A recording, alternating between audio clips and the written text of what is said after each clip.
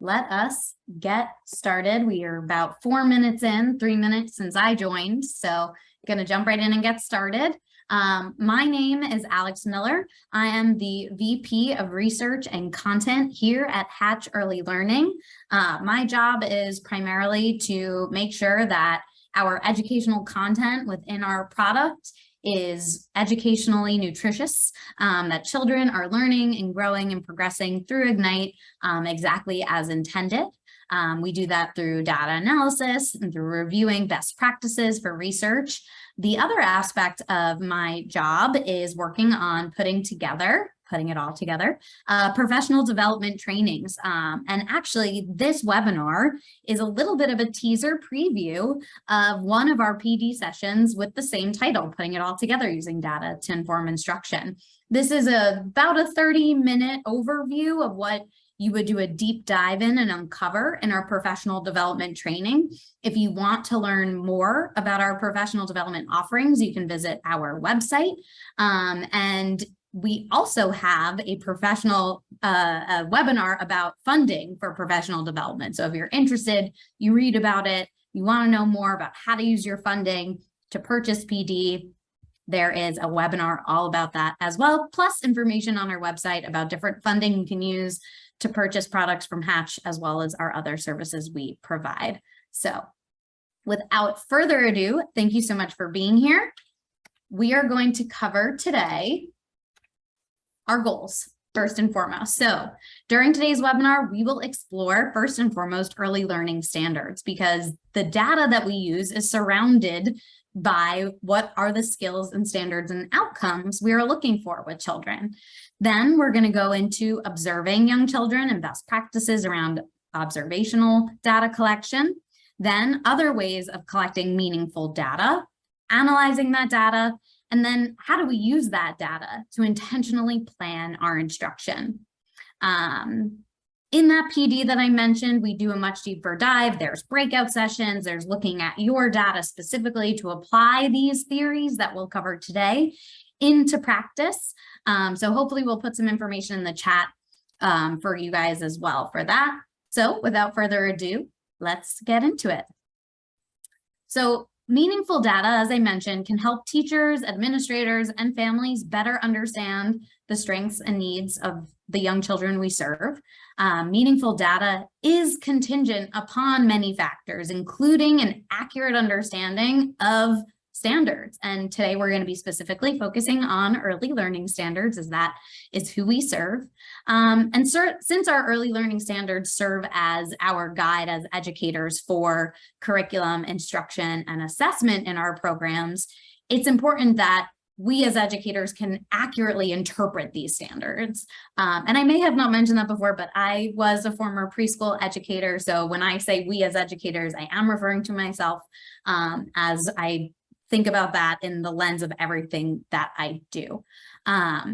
So understanding these standards begins with unpacking them. When I say unpacking them, I mean not literally unpacking the standards packets that we get in the online forms, but I mean dissecting, right? Looking at the words in the standards and what they mean and how each component will allow us to accurately interpret them and allow the children that we serve to be successful within those standards, right?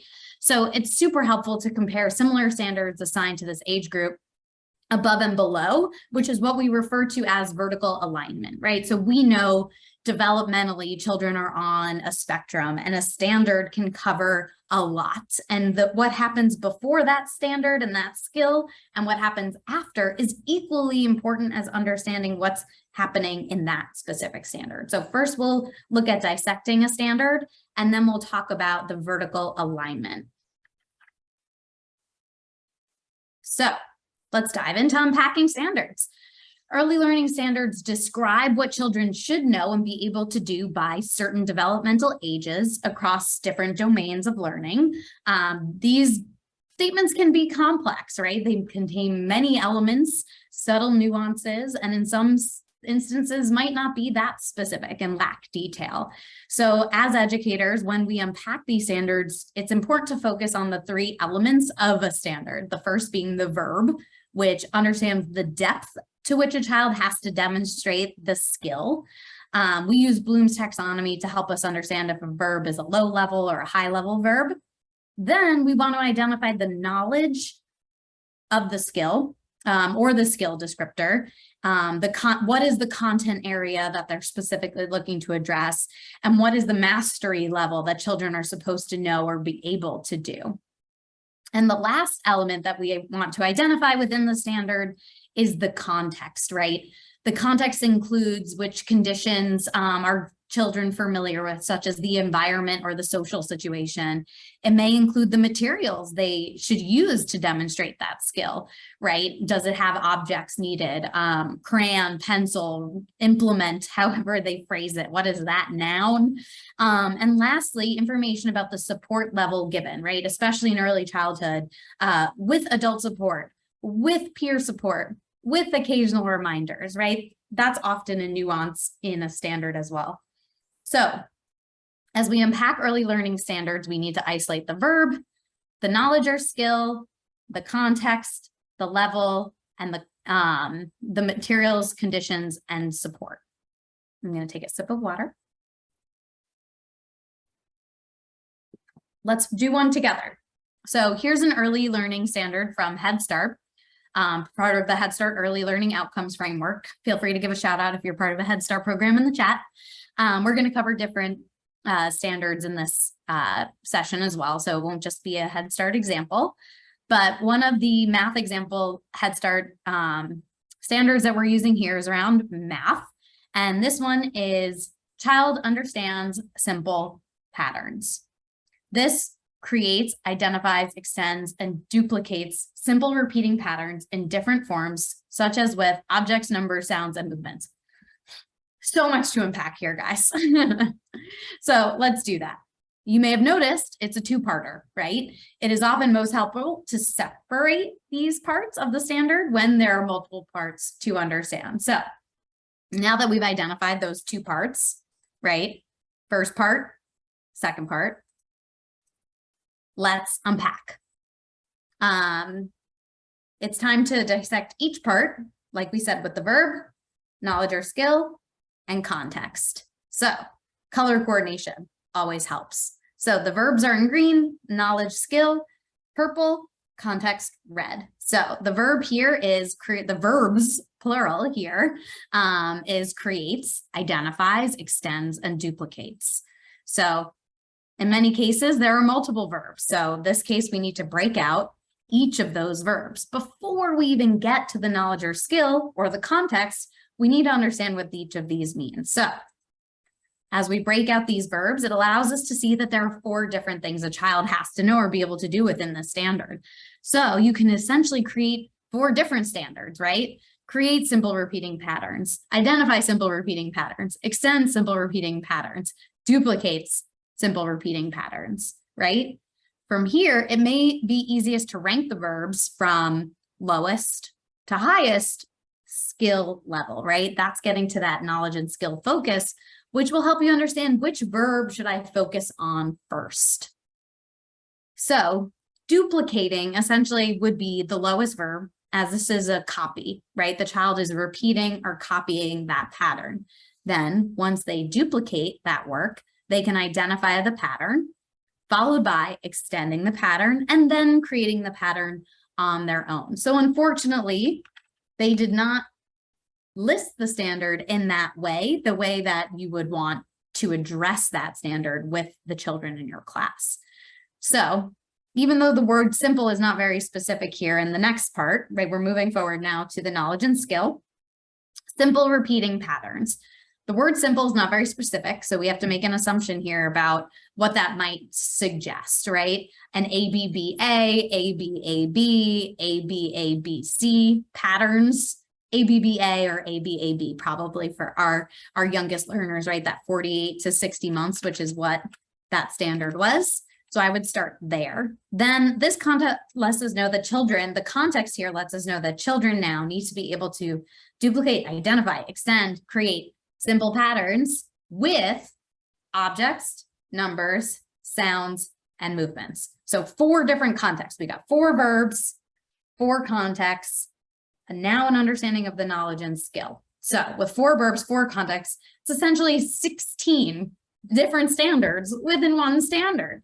And it's a lot to unpack. And unpacking standards allows us to fully understand all of what is involved, not only for the child to master, but for us as the educators to support, and helps us avoid unintentional gaps in children's knowledge, understanding, and also allows us to really hone in, define, and refine our instruction to be able to best support children while identifying their strengths. Right? If we can identify that a child can duplicate and extend, but they can't identify what's missing. What do I need to do as the educator? If we can see that they can identify, duplicate, extend, and create with sounds, but not with movements, what should we be working on with them? Physical movement, right? Things like that really allow us to hone in our understanding. So before I move forward, I know that's a lot. I'm packing a really hefty standard. I don't have the ability right now to answer those questions, but please, if you have one about this, I'm going to pause, take a sip of water, write that down, put it in the chat, and we can address it later before we move forward.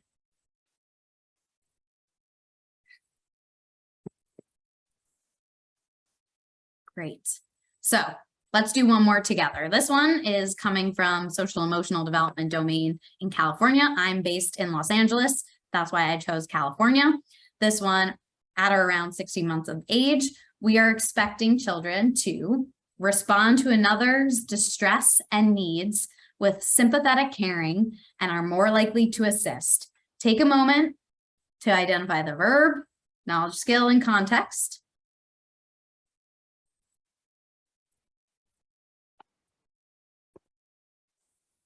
Got it. Not all standards are straightforward here, right? Sometimes there's an overlap in what is considered a verb, the knowledge or skill, and the context. And not all standards provide context, right? So with this standard, the verb overlaps with the knowledge and skill, and there is no context provided. Trick question. So when unpacking this early learning standard, the goal is to more deeply understand, not necessarily follow this pattern every single time, but to really evaluate that. So if separating the verb, knowledge, or skill, or context becomes too difficult, don't spend all your time trying to detangle it. Rather, read the standard several times and talk with a colleague maybe about what you think it's saying if you don't truly understand. So at this point, I'm going to move into vertical alignment. The skills and the takeaway here is that the skills you need to address children's strengths and where you need to support them come from our understanding as educators of those standards we're requiring children to meet. So before we try to address and understand the children, we need to try and understand the standard. And to better understand that specific standard, if talking to your colleagues, if dissecting this doesn't necessarily lead to the best result, vertical alignment can also help, looking at the skill and the standard before and after this one. So with that, what is vertical alignment? What is the previous skill? What is the next skill?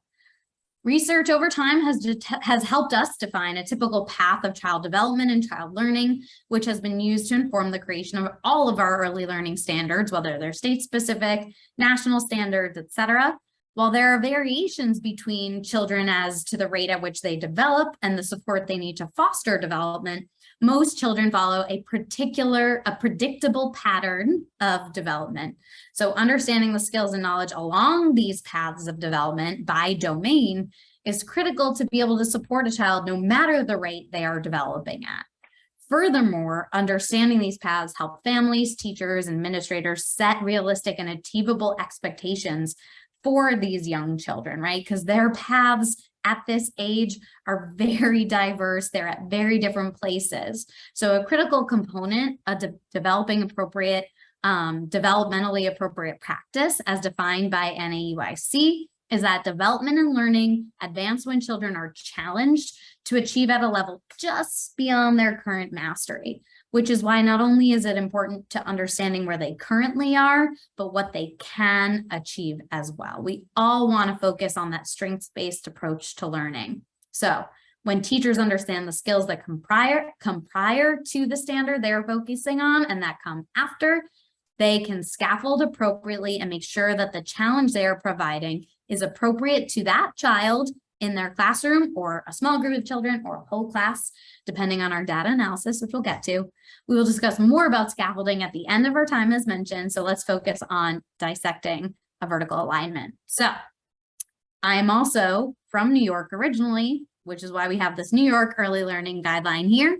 So here's a progression of early learning standard from New York State related to the alphabetic principle. Take a few minutes to read these indicators under each age group, starting at birth to 18 months, 18 to 36 months, and then 36 to 60 months. We're also going to be jumping into one specific one for each. So I'm going to jump. If you have had a chance to at least read one, that is great.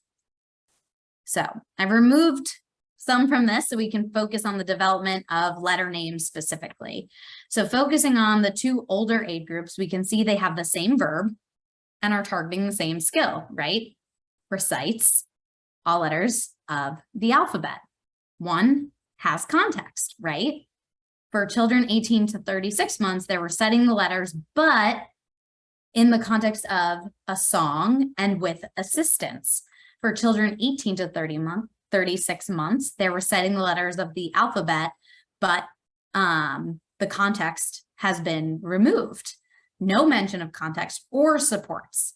However, we can reason from seeing what children are expected to do in the age group prior that children ages 36 to 60 months are to recite the letters of the alphabet without a song to provide support. In this case, we do not look at the vertical alignment. We may not be able to accurately interpret those expectations of the children 36 to 60 months. So now that you understand what you're looking for, let's talk about how to look for understanding and development of these skills using different forms of data collection. We're going to start with my favorite, which is observational data.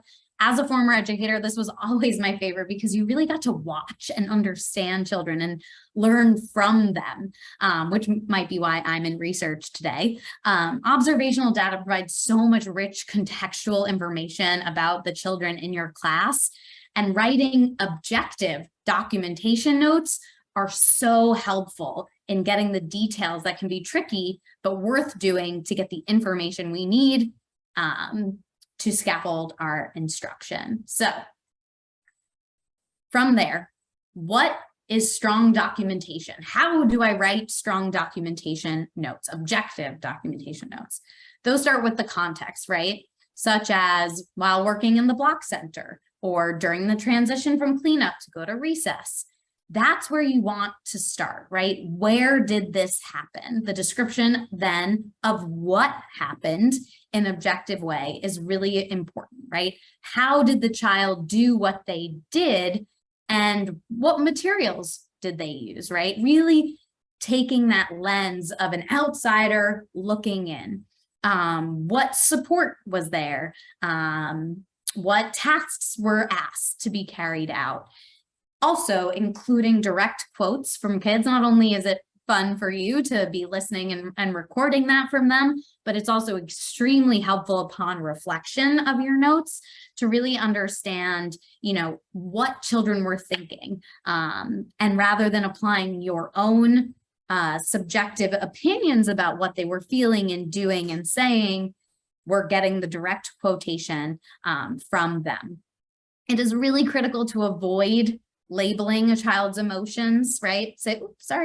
Saying a child was angry, saying a child was sad, evaluating the child's skill level, right? By saying, you know, I think he's struggling too, or they're typically good at, and then avoid, as mentioned, writing your opinions or assumptions. I think that, I feel that. So let's go into an example. So let's say you're writing a note, you're documenting what's happening, and you wrote, David was not in a good mood in the block area. He was mean and made his classmates upset. I think he needs to work on regulating his emotions. This is a not so great example of a strong documentation note. It contains many judgment statements and opinions. It does not describe the child's actions or their words. How would I rephrase that? When David was asked to go to the block center, he furrowed his brow, folded his arms, and stomped over. During play, David said to the 2 other children playing there, "I don't want to build a zoo. I want to build a dragon castle, and you need to do it because I said so." In this note, we have the context, right? He was asked to do this. This was the task.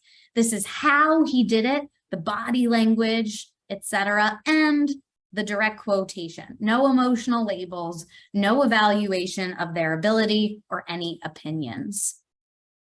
So chances are when you are observing children all the time, right? You notice what they're doing and you want to learn more, so you continue to observe them.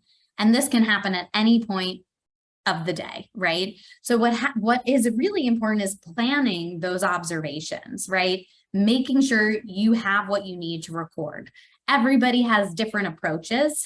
I used to use pictures and videos during whole class because that was much easier for me. I also would do audio recordings of my whole class meetings and would transcribe them later, obviously with parental consent. Before doing so, I had in grad school some teachers who used huge Post-it notes in the different centers. So when they were rotating through, they could just write notes quickly on a board on the Post-it note and could take those out later and transcribe them. Some teachers carry a little notebook around, right? But what's most important is making sure you label your documentation notes and you align them with the standards that you're looking for. So give yourself some organization for your documentation, take the time and use technology when possible. It can really help automate that for you. So next, collecting meaningful data. This goes beyond informing educators, family members about what a child knows. And data is really about the knowledge and skill. That's what the data is. So it is important to have what data, but what data is not sufficient when being used to inform instruction. We also need how data and why data. So how data explains how a child demonstrates their knowledge and skills, which includes information about the context in which they demonstrated their knowledge and the materials and strategies they used. Context includes settings, where are they, small group, whole class, independent learning, because children behave differently in these different scenarios. And so that context is important. What manipulatives were involved, right? Again, going back to what we know from what the standard is, that's often important in our analysis of the standard and how the children are meeting those standards. Strategies are the structured process that a child used to demonstrate their knowledge, right? Did they take a deep breath? Did they experience a big emotion? Were they moving objects around in a different way as they were doing one-to-one counting and corresponding? Creating a plan, were they creating a plan about what they were going to do in the block structure before they started building it? That's the how. The why provides insight to the supports and scaffold that a child may or may not use to demonstrate their understanding, right? So for example, a child may cut a piece of paper when the teacher is holding it, or the child was able to identify letter names when provided 2 choices. The why is critical for effective instructional decisions, because if we knew a child could identify 10 letter names, but didn't know they could do so when given 2 choices, we may have the expectation that a child can identify the 10 letter names independently and would move to adding additional letter names to the mix. However, the more appropriate instructional decision would be to work on identifying without the 2 choices to choose from. So before we move on, I want to share an important note about why data, right? Why data is objective descriptions of the supports and scaffolds utilized. It is not the teacher, the admin, the family members' analysis of why they demonstrated. Why data must be based on observable information that the child provides throughout the process. At this point, we're collecting data, not analyzing it. So Meaningful data comes from many different sources, right? Documentation notes, like we talked about, videos and pictures, like we talked about, but it also comes from assessments, right? Our formative assessment data, our summative assessment data, as well as work samples, right? It's important to be collecting meaningful data across different areas. That way we can get a better picture to be able to understand what children can and cannot do in different settings. So we've covered observations, collecting meaningful data, the what, the why, the how. Now we're going to move forward to analyzing data. So let me take a quick drink of water. Now that you've collected meaningful data, it's time to analyze it and to determine where a child is at and what skills and knowledge they need to learn next, right? Or what gaps do we need to help address? And that comes in two ways, right? Analyzing the process and establishing a routine. Let's start with analyzing process. The analyzing process starts with organizing data, right? We need to organize data by the child, by the developmental domain, connect that data to the standard, which is the next step. So connecting the data to the skill and the standard. Then we need to search for patterns, right? Is this data connected? What are the different data points? And are there similarities or differences across them, across the what, the how, and the why? And when multiple data points are demonstrating the same what, how, and why, now we need to develop a conclusion based on those patterns. So in some cases, the connected data may not paint a clear picture. And in other cases, you may have multiple data points related to a particular area. So what additional data is needed to paint that full picture? And then you can go back to collecting meaningful data as well. It doesn't have to end here. You can always go back to get more information if there are gaps. So maybe I need another arrow pointing to a previous slide. So I'm going to now show you what it looks like using a Hatch product. So Hatch has a independent digital learning experience called Ignite, and Ignite has an educator focus page called Insights. Hatch Insights shares the data collected from Ignite with educators. So we're going to use this as an example of how this would work for an educator. So first, we would look at the tile up here in the left corner, which is highlighted for you, which shows average demonstrated skill progress. So this is a high-level overview of where the current class is in their progress towards specific skills across different domains when you dive in. So when you go into Hatch Insights, you can look at, as we talked about before, the individual child, the individual domain, the individual skill, and compare that and connect that to the standard that you may be looking at to show where the child is on their journey towards these skills. There are some markers here that you may see that say end of pre-K, K-ready, end of K, etc., and children are progressing towards those.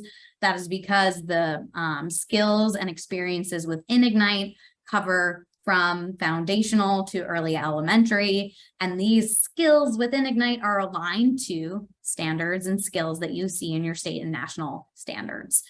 So that's what those markers mean. So when you're looking at this data, you're looking at right now the average progress around the subdomain alliteration for 1, 2, 3, 4, 5 children, and we're seeing some different information here. So I would ask myself, what is this data telling us? What do we do with now that information that we've learned, right? So it looks like Lucy is in Elmwood Preschool. She's progressing towards alliteration at end of pre-K.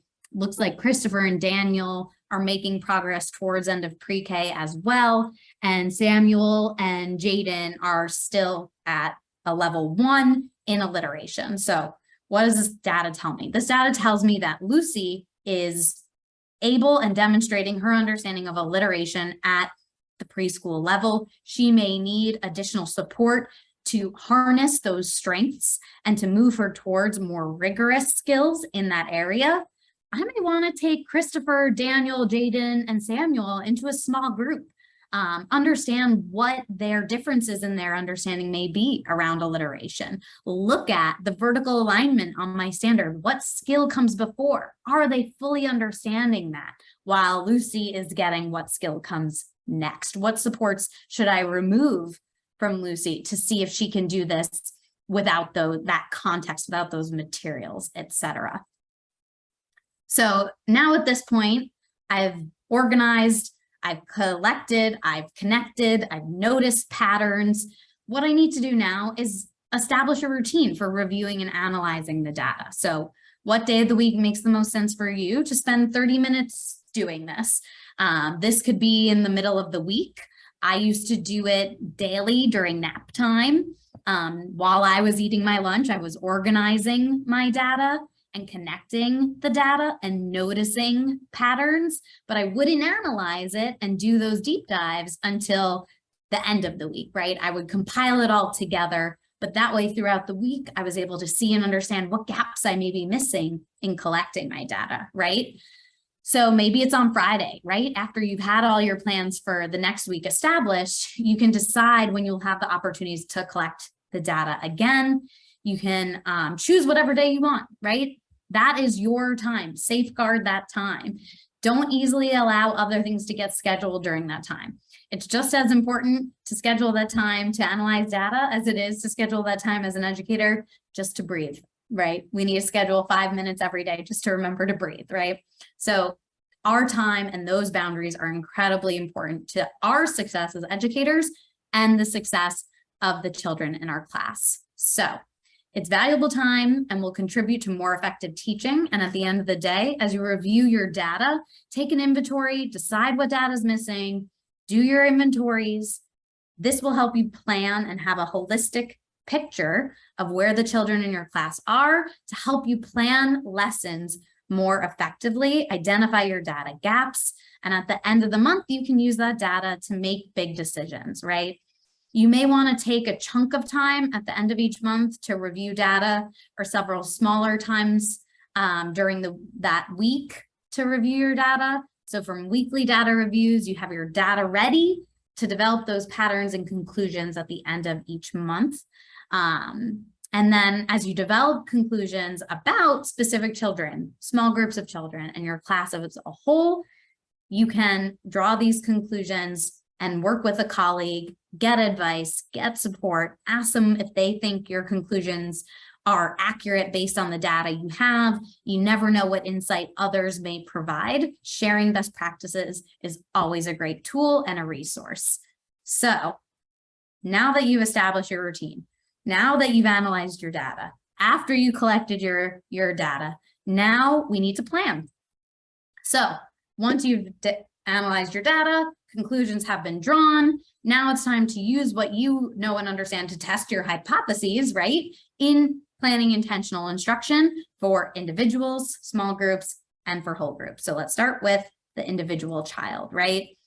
So all children can be individualized with scaffolding and supports. This could be for building missing skills, extending the skills, as we talked about with our example before.